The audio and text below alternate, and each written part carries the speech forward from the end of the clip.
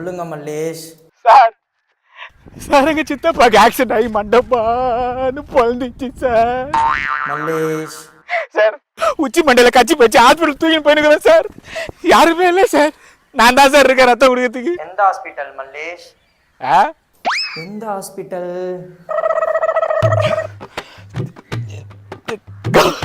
Government hospital sir. அங்கே தான் sir கூட்டிட்டு போயிருக்கேன்.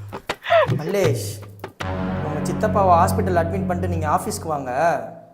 நான் பிளட் பேங்க்ல சொல்லி பிளட் அரேஞ்ச் பண்ணிடுறேன். குயிக் சார் சின்ன வயசுல